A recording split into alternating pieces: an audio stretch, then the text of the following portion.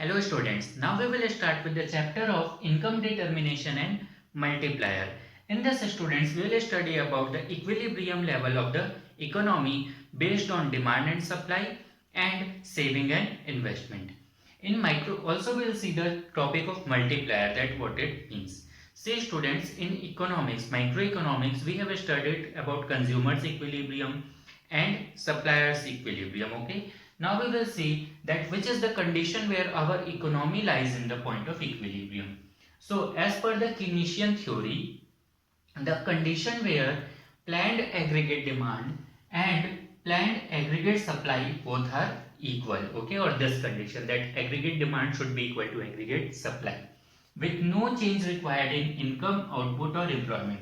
It means that whatever is the level of output or how many people are employed, there is no change required in that. It means that economy is fully satisfied with it.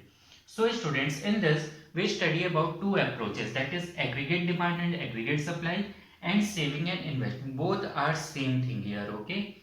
See students, aggregate demand and aggregate supply, you have to remember that always it is planned, okay. It means that whatever is the amount of demand that our economy is planning to do in the coming year, that is aggregate demand.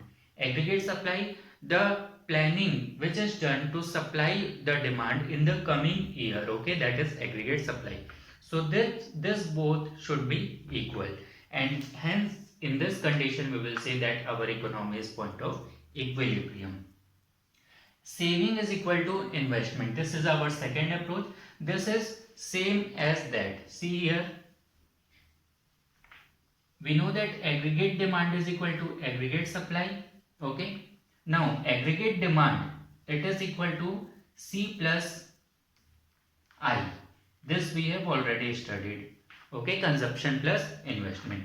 And aggregate supply, what we have studied, that it is equal to consumption plus saving. Now see, C and C will be cut down and will be left with I is equal to S. That is the same thing it is here, okay. So both are same, just the approach is different.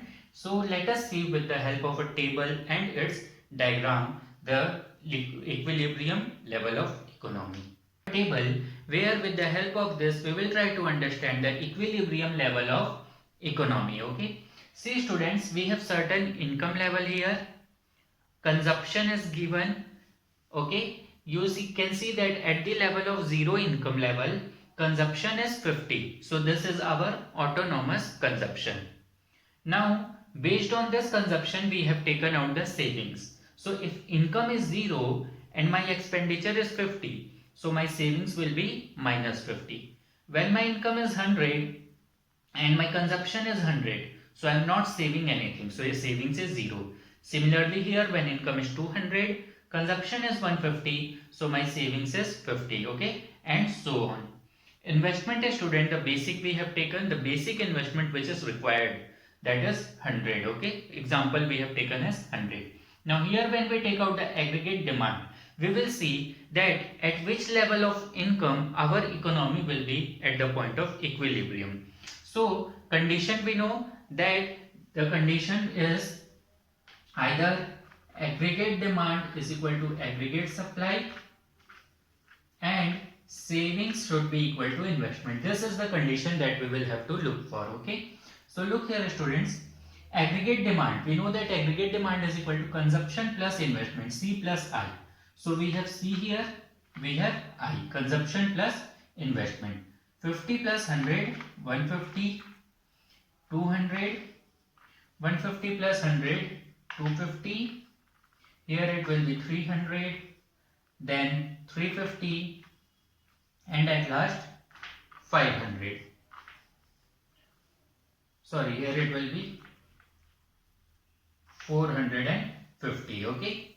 Now students, you can see that this is what aggregate demand we have got. Similarly, we'll find out aggregate supply. So we know that it is consumption plus savings. So consumption we are having, savings we are having. 50 minus 50, 0, 100 plus 0, 100, 150 plus 50, 200, 200 plus 100, 300, 350 plus 150, 500, 400 plus 200, it is 600. Okay, so we see that we have got aggregate demand also and aggregate supply also. Now looking for the equilibrium, what condition we have to look for? Aggregate demand should be equal to aggregate supply. So aggregate demand should be equal to supply, where we are seeing this level, students. Okay, where our this 300 is equal to 300. It means aggregate demand is equal to aggregate supply. Now if we want to see through the approach of saving and investment that whether it is coming at the same level or not, let us see. Saving should be equal to investment, not equal here, here also, but here we see that both are equal, 100 and 100. Okay, at which level? This level of income, that is 300. So this particular point will be known as the point of equilibrium, where our both condition is getting satisfied, that is savings is equal to investment also and aggregate demand is equal to aggregate supply also. Okay, now students, what about the other point? See, this is the point of equilibrium, this particular point, okay, where we see that aggregate demand is more than, what condition it is? Aggregate demand is more than aggregate supply. So the demand by the consumers is more than the what producers are trying to supply. Okay, so if demand is more and supply is less, so what will be done to attain the equilibrium? We will have to increase the supply, okay, to come to this condition, equilibrium condition. And how we can do that? Say demand is more, supply is less, so we will have to increase the supply. It means output also we will need to supply, and to increase the output we will have to increase the employment also. Okay, so employment and output will be increased in this condition to attain which point? AD is equal to AS. Okay, also when we see this condition, also when we talk about this condition, then what we see that here aggregate supply is more than aggregate demand. Okay, or we can say that aggregate demand is less than aggregate supply. So at this point what we will have to do? If demand is less and supply is more, so supply we will have to reduce. It means that now output will be reduced and employment will also be reduced to attain which point? This particular point. So this is your whole analysis of the table and the point of equilibrium. When we represent the diagram, okay, so its curve and diagram will be made like this. We have seen how aggregate demand curve is made and aggregate supply. If you want, plot these points and you will get a diagram like this. Okay, and the point where aggregate demand and aggregate supply are intersecting each other, this is our point of equilibrium, this condition. Okay, and same when you will see savings and investment, this is the line of savings because it is starting from negative. This is the line of investment, it is same at all the levels, so a straight line. And the point where these two intersect, okay, where savings is equal to investment, this is the point of equilibrium. And you can see, students, when you will make the diagram like this, okay, then you will see that both the points will lie at the same line, and hence this will be the point of equilibrium for the economy. Now students, will see the topic of investment multiplier. So what does it actually means?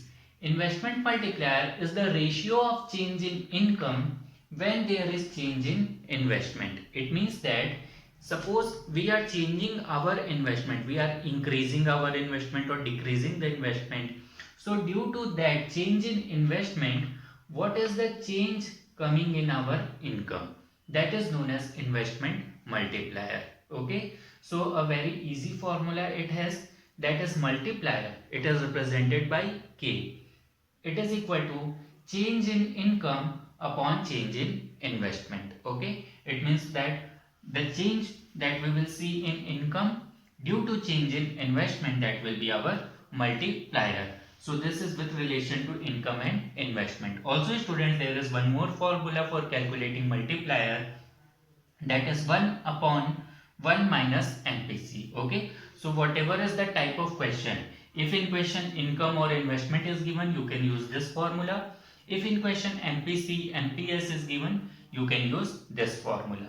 Okay, for example, let us see one question, that suppose if MPC it is given 0.5 and we have to find the value of multiplier. Okay, so how we can do it? See, we know that k is equal to 1 upon 1 minus MPC. Put it in the value 1 upon 1 minus 0.5. It will come 0.5 only. Okay, so k will be equal to here 2. So what is our multiplier? 2. Same you can do here. If any of the value is given, you can put the value and find the value of multiplier. Okay, so the change in income with respect to change in investment is known as investment multiplier. Thank you.